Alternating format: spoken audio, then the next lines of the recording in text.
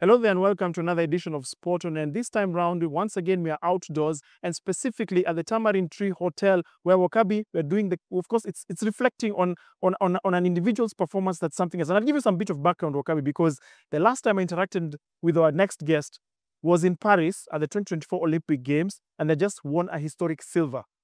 Yes, Bernard, it's also continuing a tradition for this show. Whenever Absa Kipkeino Classic is in town, we go out there and talk to one of the stars, one of the people who are going to light up the stadium. So last year, we had the lady, Christine Boma, Yes. and of course we had Let's See Leteboho, and look what went on to happen with Teboho. So hopefully, by the time we are done with our guest today, we know there is a medal in tow. Absolutely. Of course, the man needs no introduction, but just for those who don't know who it is, Bayanda Walaza, thank you so much for joining us. Olympic silver medalist, World Under-20 champion, recently minted World Relay champion as well. Welcome to Nairobi. First of all, just tell us, if you think about how your season has been, if you think about since even before Paris, would you have expected to find yourself where you are right now? Okay, greetings to all. I'll say it's not something that I thought it was gonna be like this, you know. I'll say I feel like my dream is starting to come close now. Like everything is happening as quick as I thought it would not happen. You know, me, I expected living like this when I'm 25, 26, you know. But now seems like the track wants me now, you know, the dream that I have are starting to come now, you know. So I'll say I didn't expect it, but yeah, I'm truly happy to be in the position I'm in. Bayanda, when we go back to last year in Paris, you're a reserve. So your work is to help the other guys get ready, and then you're given the call. Is it nerves? Is it excitement? Is it this is my moment? What's the feeling like when that happened? Okay, it started as a fear. I was scared first of all because of at the camp I didn't have much trust in myself that I'll run. You know, seeing what other people were doing, how other gents were training, it made me feel like I'm not yet ready to be there. You know, it took away it took away my pride. It took away my beliefs. You know, it made me feel weak. And then as soon as I was chosen, then I had to move from being weak to being strong in a space of minutes, you know, because of it was something like, nah, someone is injured, now you need to run, you know. Because as I was there, I was not even thinking I'll run. I was eating everything that I see. I was eating, going out there, meeting up with people, you know. But then as soon as they told me that I'm running, it felt like, okay, this is a wake-up call, you know. I need to actually trust myself again and believe that I can actually do it. And then I think that would help because as soon as I step on that line, I taught myself that whatever happens, all I need to do is to release the pattern and then the others will do the other jobs. Well, what was interesting is the fact that you're the biggest stage in your career at the Olympics, and you're still in school as well. How are you juggling? Because you're having exams coming up, I think, after the Olympics.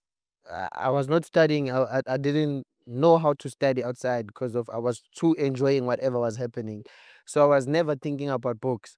But thanks that my school usually put the effort, you know, to make sure that I study. They will call each and every day to make sure that I actually open the books and at least learn something.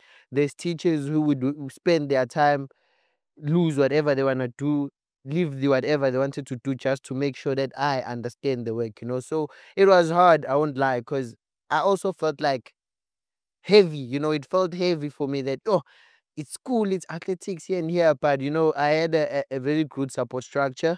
My agent also assisted me as well, you know, my parents were there as well for emotional support. And yeah, I'm happy that I actually did good because I was also impressed about my results. I thought I was gonna fail, you know, but I actually did good. So yeah, I'm also shocked. So, because I know that even your teammates were helping you as well in some point. How's that work? How's that arrangement? Okay, surely what was nice is that most of them they are good with not everything, but maybe let's say Akani is good with maths, Zagiti is good with this other language, this one is good. So I would ask the ones who I know that, okay, let's say I'm struggling in Geo, and then I'll ask who's good with Geo, and then we are a lot there. One of them will know Geo, you know, and then they'll assist. They'll be like, nah, okay, cool, I'll help you. This is what I've learned, and this is what I know. And then they'll actually help me to understand it better, you know, in an easier way. And it truly helped. I read somewhere that you spoke with your mom, that you at one point you are debating. maybe I go back home, maybe I go finish my exams, or do I stay on? How important was that phone call to you deciding, let me stay on, given what then happened? Surely I believe that South Africa was gonna struggle if I didn't I went back home. Because of if I went home, there was not gonna be a reserve. Because also one of the reserves was not feeling good. He was at the stage where he was in an injury, a serious injury. So I was the only reserve that they had, that was healthy. So if I went home, I don't know what they were gonna do about the relay. I don't know how it was gonna end. And also for me, I believe it helped me as well because of it made me strong. Because of when I called my mom, I was acting like a child.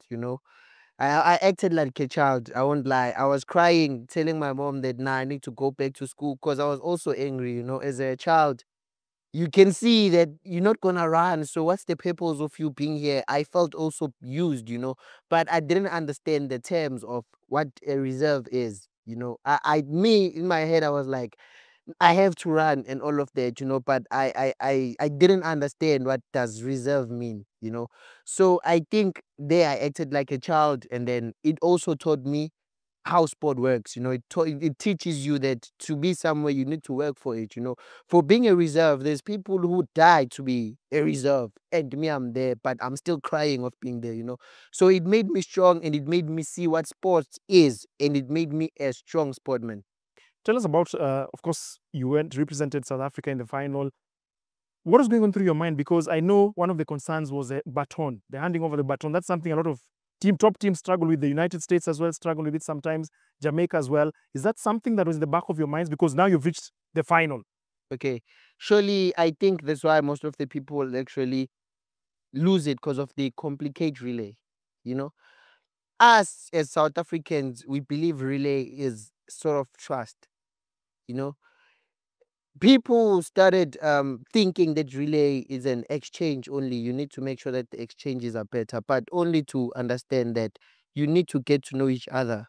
You get to know which one is this one is strong here, this one is good with the finish, this one is good with what. You need to learn each other, because of you can't put someone who's good with the start and doesn't know how to finish, and then you put someone who starts fast and doesn't know how to finish in the start and the finish. You can't put someone who's slow to start. So I believe that people must understand that, okay, we understand that exchanges, those exercises of exchanging, it's important. But us as South Africans, what makes us strong is that we know each other's strong points. We know that, okay, if we give AK in this position, he's gonna fight, he's gonna win. If they put me in the start, they gonna be first place, so we'll be leading the race. If we put Dambile back straight, we know he can carry the position till the finish. So that's where trust comes. We never think about, yo, he's gonna drop the baton. That thing doesn't come in our head. We don't have that. All that we worried about is that person fit enough to maintain the position. So relays, exchanging your hand, that's not what we stress about the most.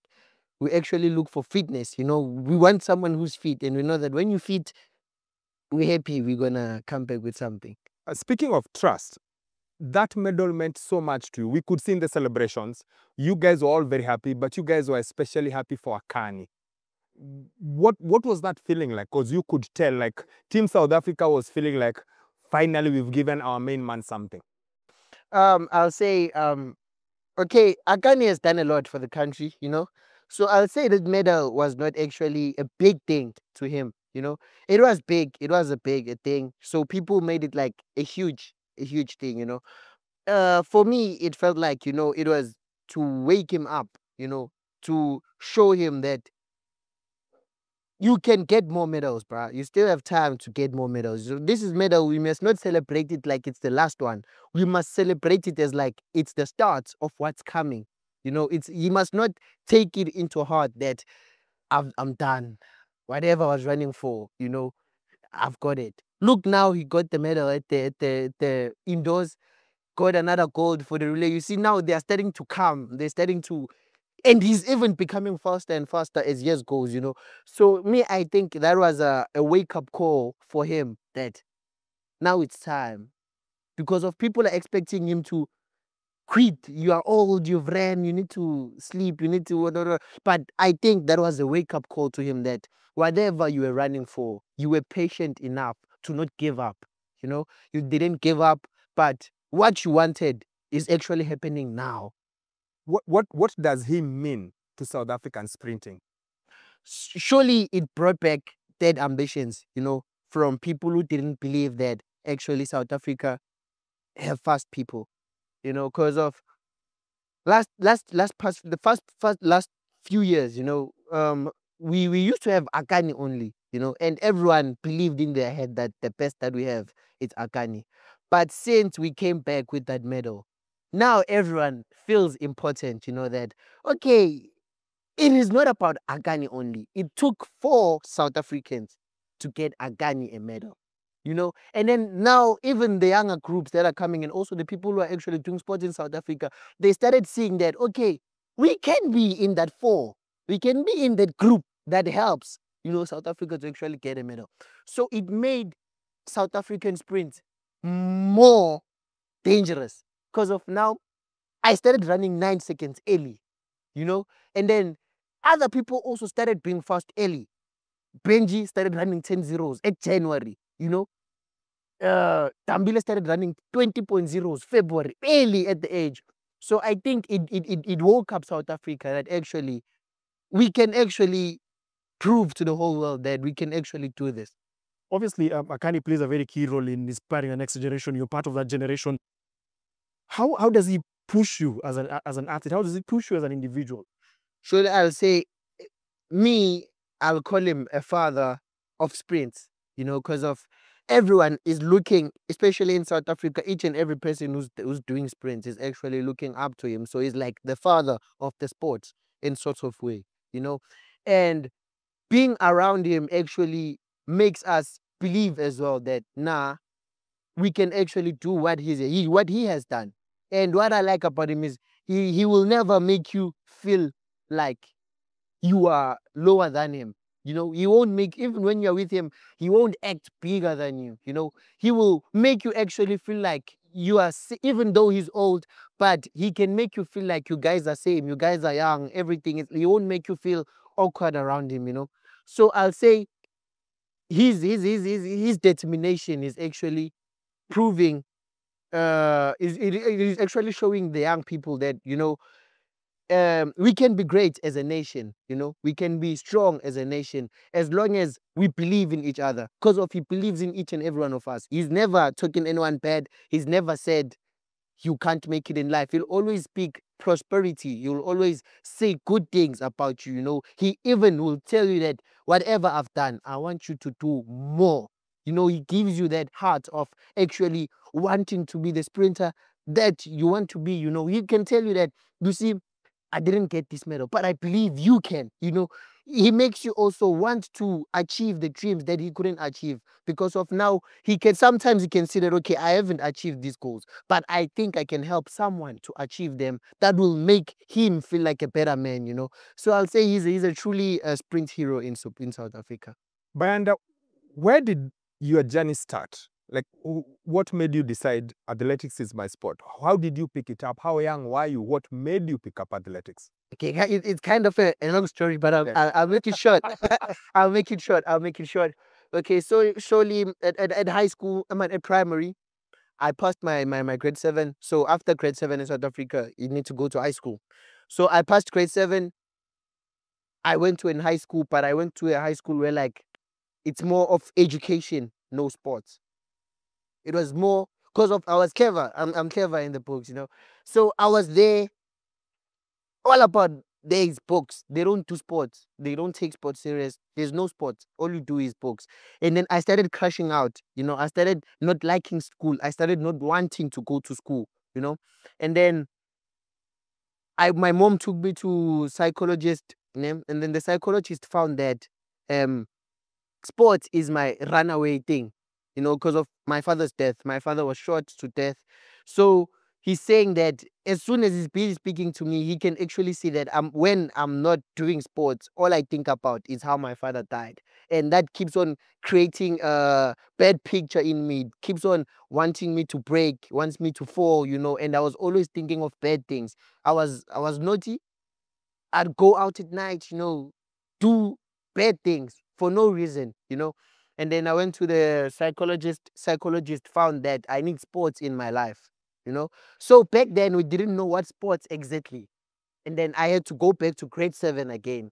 From high school, go back to grade 7, do sports. I did soccer, athletics, whatever. Ne? And then I found a scholarship with athletics specific to grade 8. And then from there, that's when I was like, okay, so that means my route, it is athletics. How much were you impacted by losing your dad in such a tragic way? How much did that affect you? Okay, surely it made me weak. You know, it made me weak. It made me think of, it made me think that life is not actually a good thing, you know, because all I was thinking about now is death. It was like my father died. Why am I still alive? You know, because of he was one of a person who would come to each and every single race, and they was too supportive. He was the strongest structure I had, you know, because of my mom was working most of the time, you know, so other things he couldn't come and watch me, you know, but my father was the person who would make sure that there's no race that he will miss, you know. He was there for me. Each and every sport that I'm doing, he would support every time and to make sure that I'm there for you. And then once he left in my life, I felt empty. You know, even though I go into sports, my mom will call and be like, nah, go and perform, my child, you know. You know me, I have to work. Because of for also her, it started being heavier because now he's the only one. She's the only one who must provide for us. We need to eat. I need school fees. She had How many are to you? do all of that. It's only me. Yes. So she had to be a father figure and the mother figure at the same time. So there it was worse. She couldn't even come to each and every race, you know. So she would call and be like, nah, sorry, my child, I can't make it, but I hope you run well. Those things for her to not be there, it made me hate sports in some kind of way of what's the point of doing it again now? Because of there's no one watching me. I'm just running, nothing to prove, and there's no one to make happy here. Even though my mom, when I come back, she'll be happy, take me out, but it didn't feel like when my father was there actually watching me win, you know. So it destroyed me so much that it made me not even think about sports anymore. I was just living for the sake of living, you know. But thanks that my mom saw that as well, you know, and then she started um neglecting a lot of things in her life because there was a point where he almost quit a job just to go and watch me run. Some would say you know. sacrifice. Yes, it's Yeah, sacrificed. Yes, it's yeah. sacrificed because there was a point where he almost, you know, so because of his sacrifice that nah, my child needs me there, you know. And as she was doing that, that's when I started also liking sports and wanting to prove to her. How did it feel when you won your first medal and just thinking of your life journey? Like you've won this medal at the biggest stage. Thinking about your family, thinking about the loss of your dad. How did it feel for you at that point? Okay.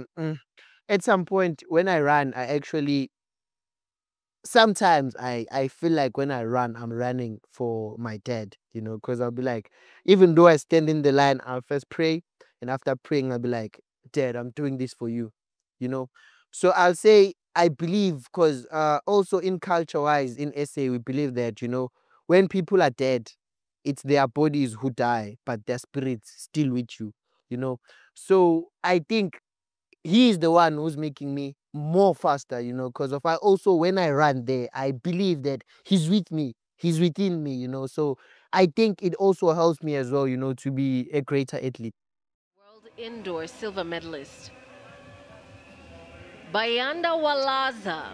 He ran his personal best of 9.94 just last weekend. Um, let's talk a bit about the way you run. I've read about it. The wobble is wobble.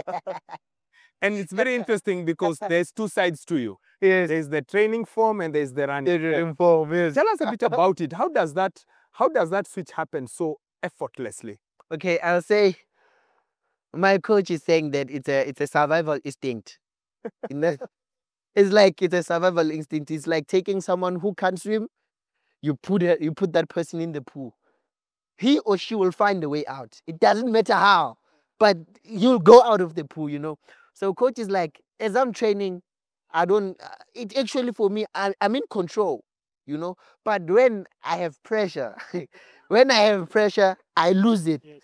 I get out of my control. So he doesn't know what's controlling me, but he's like, it's no longer you who's running. You know, it's like someone else just takes the steering wheel and like, nah, stay back. Yeah. It's me now, you know. So that's why I also can't control it. That's why even though I finish, I don't even feel that I was doing this. Me in my picture, I'm picturing myself. I'm cool there. I'm looking good, you know. But after finish line, when I check the videos, no, my riding style is left and right, you know. So coach is saying it's a survivalist thing. And we're off cleanly this time around. Lachlan and Bayanda was Wazala. And it's actually Lachlan at the Lachlan leads, gets the then win. Bayanda, then Omanyala. Lachlan has had a point to prove this year. Finally, heading to the World Championships in Tokyo, you've qualified. Do you feel the pressure again, or the Olympics was already gave you an idea of what to expect? Surely I believe I'm still young, you know. So I'll say pressure is not what I have now, you know. I have nothing to lose at this point, you know. Or I believe that I can't be thinking of being big now because of I still don't, and I still don't know athletics. You know, I'm still young. There's a lot of things that I still need to know about athletics. Same as like in China.